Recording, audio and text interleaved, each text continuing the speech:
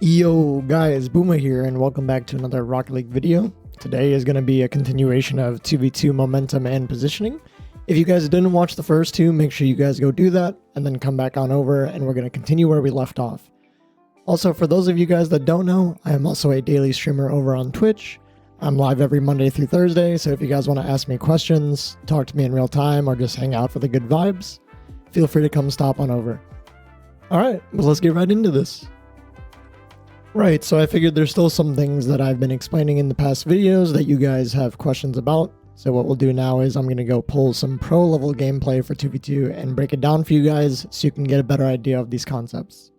Let's go. Alright, so I just went and pulled a replay off of ball chasing. And obviously we have Zen, Roas, Nupo, and Fabso in this game. So what I'm going to do is we're just going to go through and I'm going to apply those concepts I've been talking about, momentum and positioning, and we'll break this replay down. Let's go. All right, so I've looked at the result already, and this game is 6-4. Zen and Roas end up winning this. So we're going to see what these players do differently than lower ranks.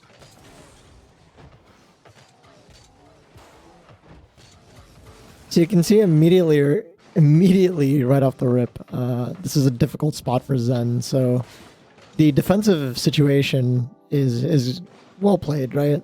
We get a nice controlled play by Fabso up the wall. We have a defender playing the high and Zen covering the low. And the defender goes to force the ball out for Zen, right? Ends up actually hard winning the chow, and the ball ends up in a spilled contested spot. Nupo's obviously closer, so Zen has to respect that. Now you can see here Zen's coming from slow momentum, so this position is difficult for him. He has to respect the control that Nupo has and the multiple touches that Nupo is threatening. You can see just because he has the slow momentum on the goal line, this is very difficult to defend. And my goodness, Roas with a beautiful save here. Let's take a look at it from Roas's POV. See what he did. Alright, so this is after he's flipped for the challenge. So he immediately speeds up. And you can see, notice how he rotates into the box here.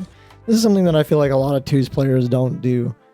And this position, he's covering multiple things. If there is a pass play across the net, he can cut this. If Zen needs help, he can also cut it. But I don't know if they're calming or not. I mean, he's probably just waiting to see what happens with Zen and Nupo. So once the ball comes through, he's still giving himself enough time to react. And this is just crazy. I mean, one of the best defenders in the world for a reason, right?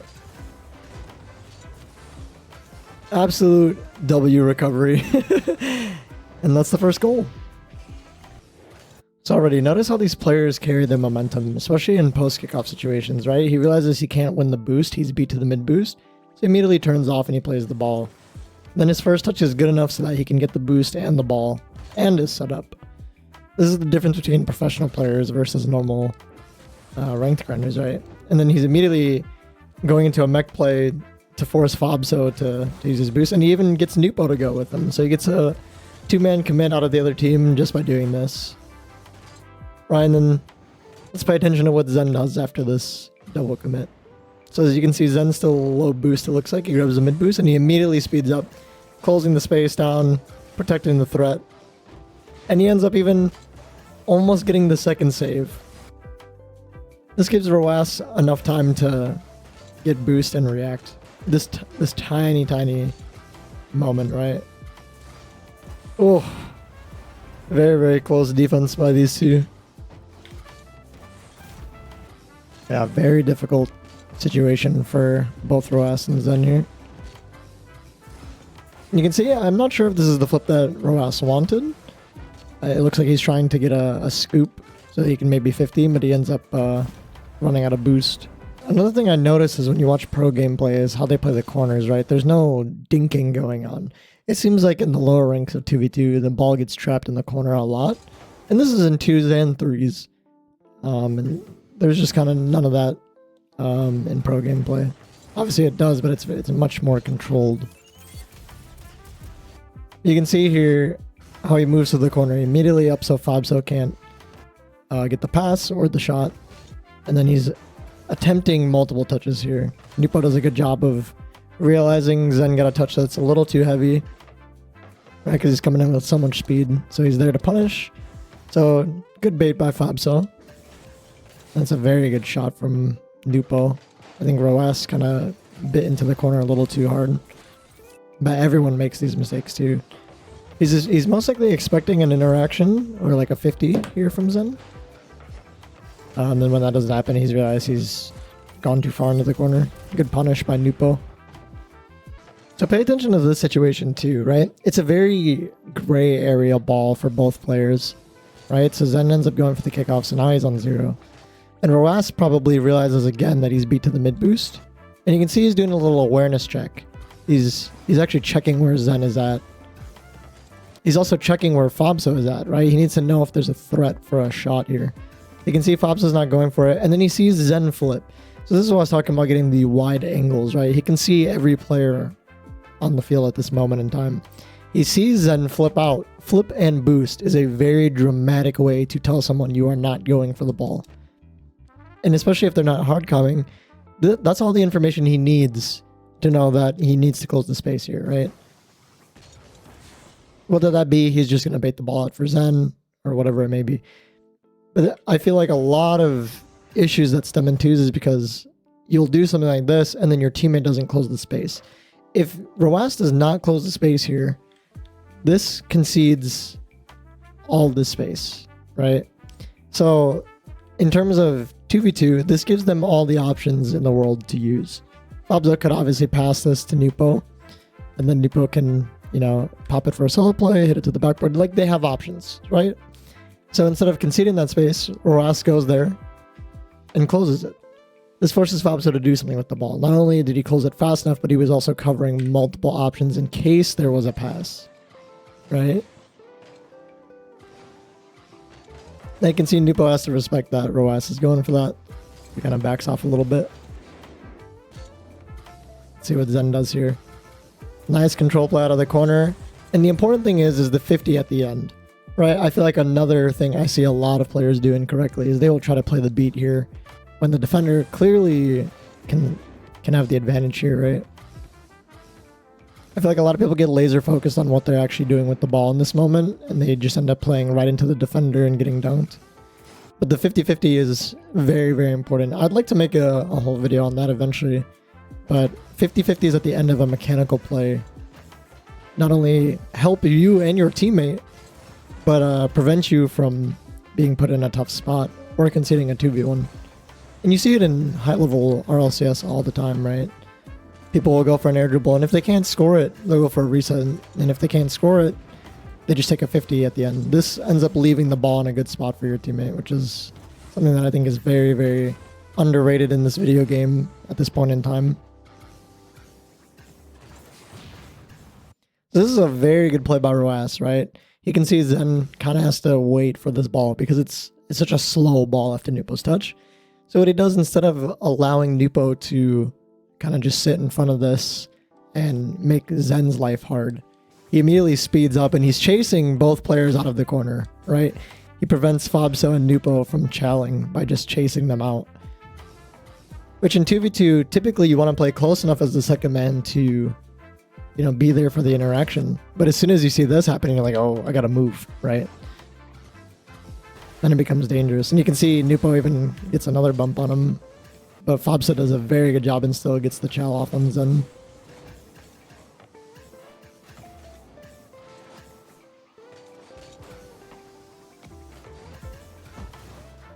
So again, this looks like if any player, if we strip this and we take out, you know, the names, the tags, whatever, and you showed this to most people and you asked, is this a dumb challenge? I feel like most people would say yes.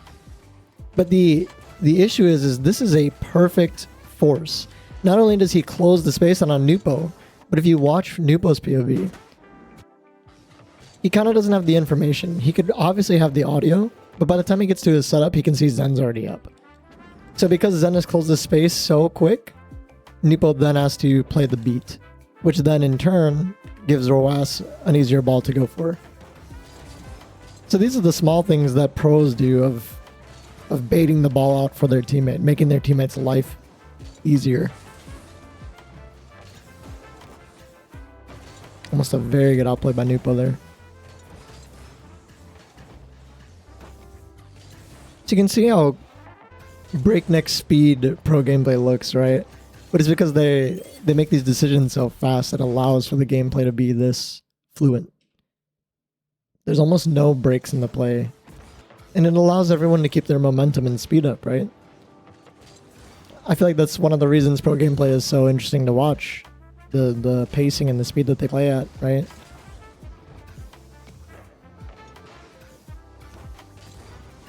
So you can see even here, this is like preemptive damage controlled by Roas. So even on the first Chal, he ends up just trying to get a bump on Fobso, but then he ends up leaving Zen in a 2v1.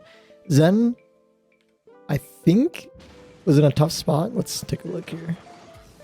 Yeah, you can see, so Zen kind of gets threatened by Nupo's bump.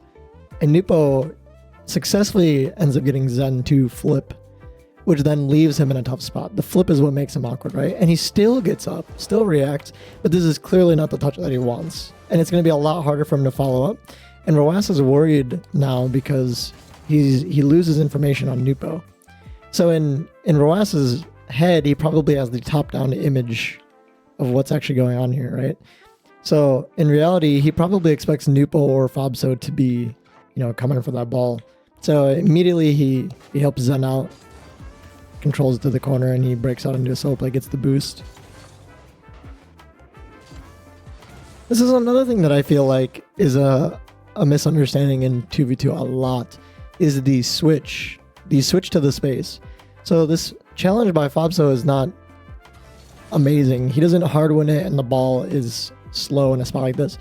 In a way to play this is to swap the sides of the field. Most likely Nupo is on the left side of the field. Yeah, you can see that. Because this is just what happens naturally. So instead of turning this ball back around and playing directly into Nupo, Roas decides to play it across to the open space and to where his teammate's at. I feel like in lower 2v2, you'd be trying to switch this, and your teammate will come out of the net and hit it back into the corner, where the other team is just occupying that space. So it's like, why would you play back into the opponents, where most likely the ball's gonna 50 and pinch like all over the place, when you can play it to the space? I feel like this should be a default for most people, at least playing the sport of soccer or football or EU home use. That's something that's pretty default. So let's see how they get the goal here. We have a counterattack by Zen and Nupo, or Zen and Roas, sorry. So the ball's played to the open space. You can see Fobso now has to be on the recovery, and Nupo is attempting to close the space on Zen. Now you can see Nupo preemptively pre-jumps, and Zen notices this, so he comes down and fakes. So it's a very good play. Now, 2v2 stripped in its simplest form is literally played like this. As soon as you get one player out of the play, it is then an isolation game. You isolate the last guy, and you present him the problem as quick as possible. So already you can see from Fobso's POV, it's trouble. He's getting demo chased. He doesn't have enough room to speed up and dodge the demo.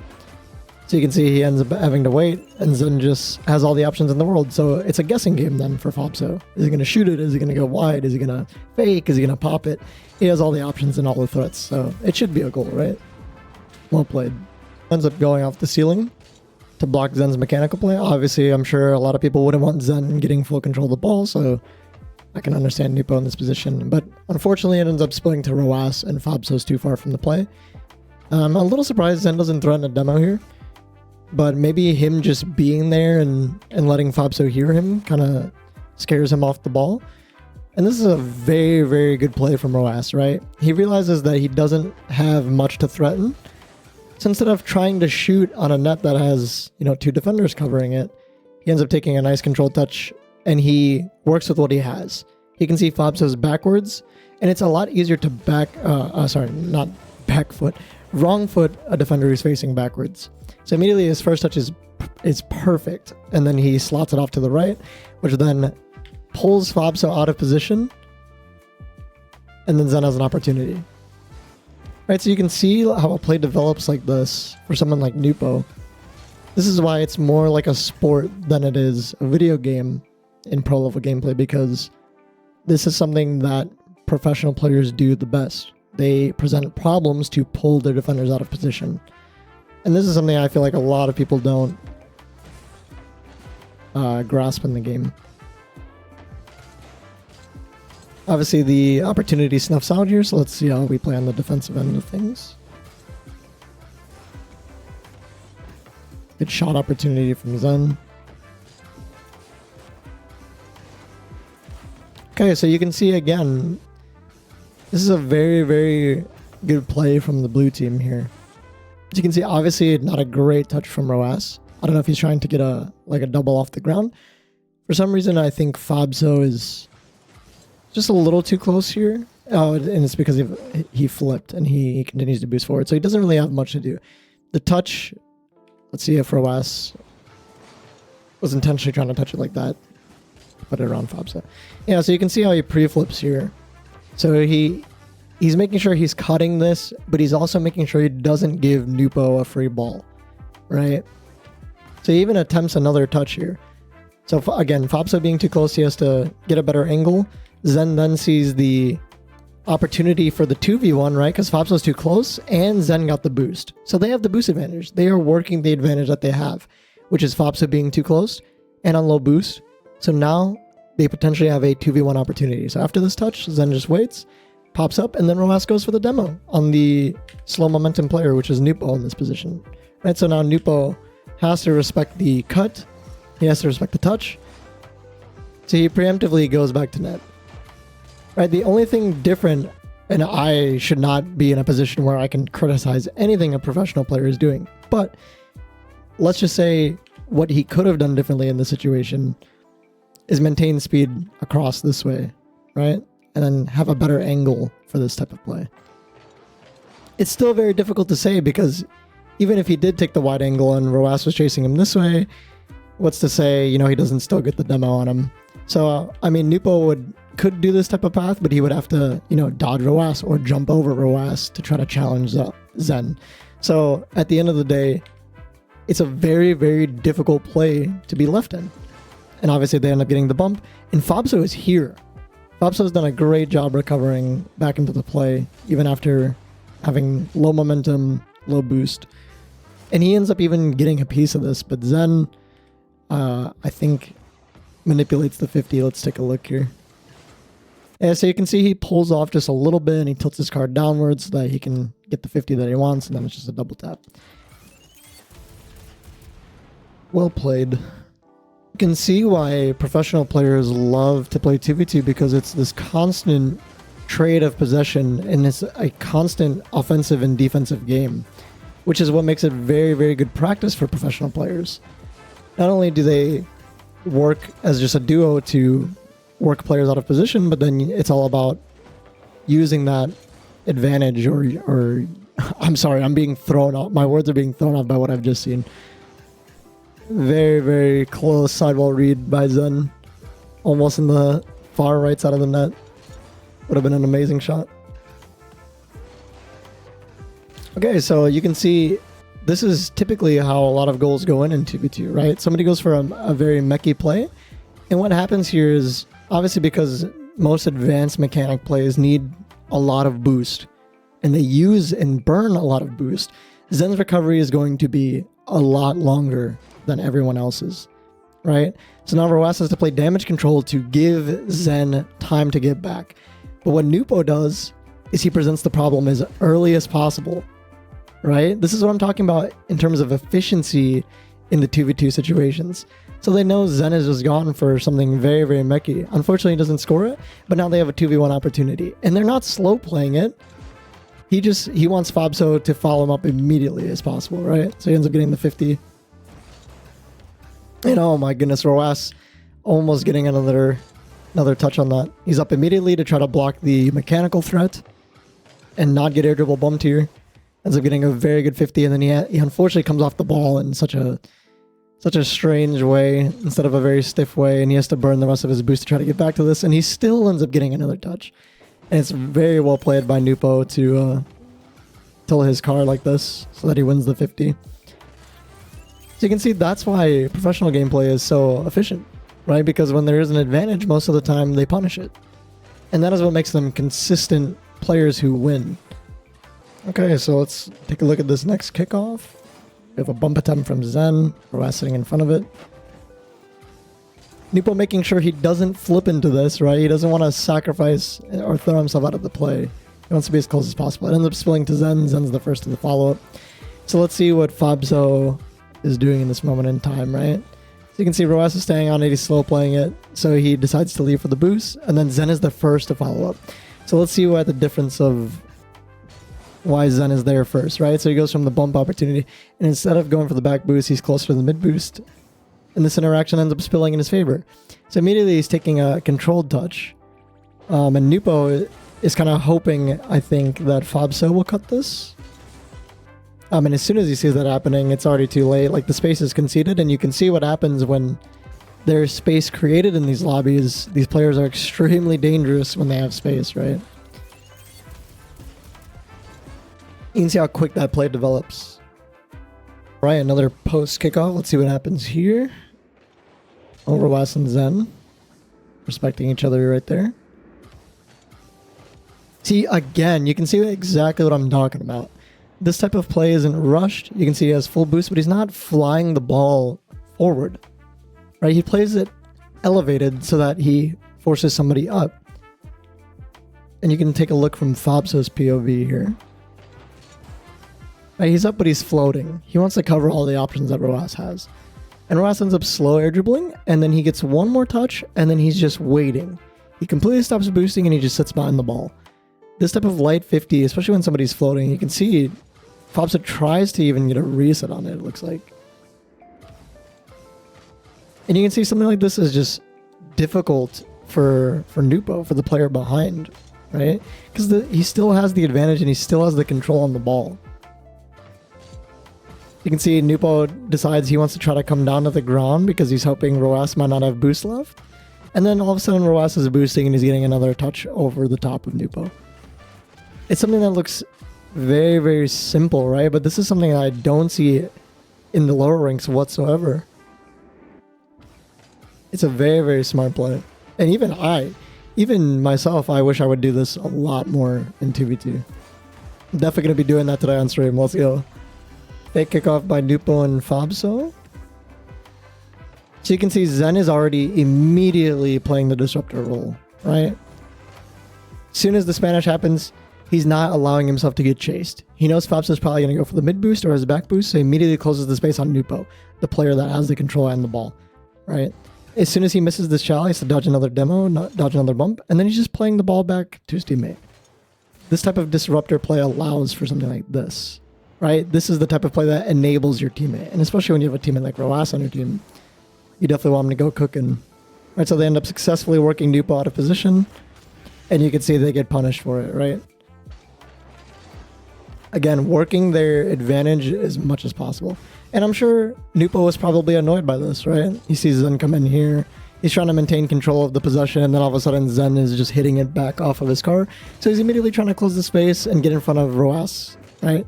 But it's a very, very good pop by Roas. And these type of mistakes get punished in pro play. He's overcommitted and he's dove on a chow. Let's take a look at Fabso's POV. You can see he has to then respect Roas's touch, Roas's play, and he is the last man back and his teammate has thrown himself out of the play. So in this situation, he has to buy time for Nupo to get boost and get back. He's really trying his best to just be patient on Roas's play here. You can argue that he could pre-jump for it, but, I mean, having the confidence to pre-jump for something like this is very difficult. Because even if he does pre-jump, even if he does hard win the chow, Zen is shark in the water right now underneath the play. Nupo still has to recover for so long. Very good punish by Roas. Alright, and I think that's it for this game, so let's do one more. Okay, so I went and grabbed a recent game from Beast Mode. So this is Beast Mode and T-Corral versus Gyro and a Zapatos. So let's get right into this. So let's discuss this first play right off the kickoff, right? So Zapatos gets a pinch forward. And Beast Mode knows this is just going to go to T-Corral. And T-Corral's going to get the boost, so he tries to play forward off the touch. Trying to play a mech play of a redirect. And you can see, let's see how the defense sets up. So Zapdos can see beast mode's up already for this, so he immediately goes to the backboard, and let's keep an eye on Gyro as well here. Alright, so he gets the big boost. And now he's immediately up for the follow-up. Tikkurel, a good beat there. Now let's see, Gyro has thrown himself out of the play here. So let's see how he reacts and recovers for something like this. Zapdos knows and can see every player on his field, right? So he knows he has to buy time for Gyro here. So he's not throwing himself out. He's not pre-jumping beast mode. He's waiting, right? And this allows Gyro to get his speed up and get back into the play, get boost, and he's able to help a Zapdos out. So it's a form of team damage control right there.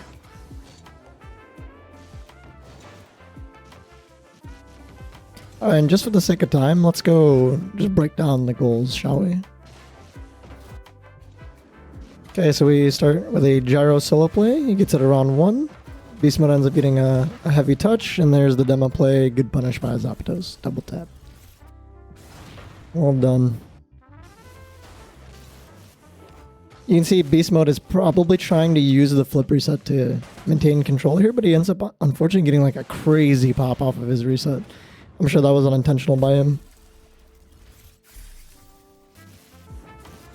So I want to break down these defensive situations for you guys as well, right? So you can see right off the kickoff, Beast Mode and Tikkurel get the possession. Beast Mode is obviously very, very dangerous in the air. So Zapdos being the first man here, you can see how early he forces this ball for Gyro. Right? So he's just floating, and they're creating the lines of defense. So if I were to go up on a top down and draw like this, you guys can see the 2 layers of defense that they have. Right? So if it gets past the first line, you have a second line of defense. And this is exactly how 2v2 should be played. And you can see momentum up from Gyro. Tikkurel, momentum up as well. Now he can notice the spill touch, and he uses a speed flip to get right back in front of it. And he ends up making Gyro have to, get rid of it real quick. And this ends up just giving Beast Mode another free ball. Very hard bang to the backboard. He's on low boost, so he can't follow it. And there are these small decision-making moments, right?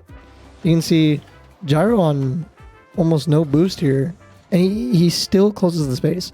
Something like this, even though he ends up fake challenging, something like this, if any type of player sees this, right, you can see Beast Mode immediately has to jump now because he thinks Gyro is going to go for it. This is a convincing fake chow, right? And you can see Beast Mode even after his first touch is then getting the information. He wants to see if a Zapdos is going to jump. Moving his right stick even in the air. Crazy, man. Okay, so it looks like we get a mech play here from Gyro. Let's see how the blue team sets up for their defense. So again, you can see the 2 lines of defense again, right? So Tikkurel being the first line of defense and Beast Mode the second line of defense. And you can see because they have to respect Gyro's control on this play, he's not going to pre-jump it super, super early, right? He wants to pre-jump it when it's a good time for him to chow. Unfortunately, Gyro ends up getting the bump, but there's still that second layer of defense. Right, now they can break out into a counterattack if they like. And it looks like a Zapdos might have got dragged into the play just a little too much. Let's take a look here. So you can see here, trying to react to something like this on low momentum is difficult, right? Because he has to make the turn. I'm not sure what his anticipation of the play was. But if you can see a player that has full control over the ball like this, definitely not good to be just driving forward like that. But good punish by Beast Mode. It looks like a solo play from Beast Mode, and it's a goal. So let's see what the difference was of why this one's a goal versus the 2 mechanical plays earlier, right? Let's take a look at how the defense sets up here. So you can see they're together on 1 line. There's no 2-layered defense. So when something like this happens in 2v2, they technically become 1 player. Then this is where people are susceptible to miscommunication, right? Because if you're both playing the same spot, you're not sure who's going for what. I'm not sure if Gyro is thinking his team is going to force for him. But again, you have to respect that the player has control over something like this. You have to respect the mechanical play. So the best thing to do in this situation, and it's difficult because they might have not been calming. I would imagine there's no comms during this. But somebody definitely needs to force for the other player. I mean, these are all professional players, so you can see even they make the mistake sometimes, right? So you can see here the difference in this play is that they have the 2-layered defense. Zapdos is forcing, right? Ticarel there to pick up the spilled possession. Good save from Gyro. It looks like we get one more goal out of the blue team, so let's take a look here. So Beast Mode looks like he's playing a Disruptor play here. Gets in front of Gyro, bumps him off the ball, uses a wall dash, and then plays a Musty back to Ticarel. And you can see Ticarel gets a very good pop, and they get Gyro out of the play. So now this is an isolated 1v1/2v1 if Beast Mode recovers. Alright, so let's see what Ticarel does. One flip reset, and he's making sure he stays in front of it. Tough save from Zapdos. He did the best he definitely could have right there, even flip canceling. But it's a very good play from Ticarel to stay in front of that and get the dunk. And that's the end of this game. Little Easter egg for you guys, when I'm going back in the post, I'm noticing I say, as you guys can see, or you can see, or so you can see a lot. It's a little Easter egg. I want somebody to go in and try to count how many times I said that phrase during this video and drop it in the comments below just because I'm curious.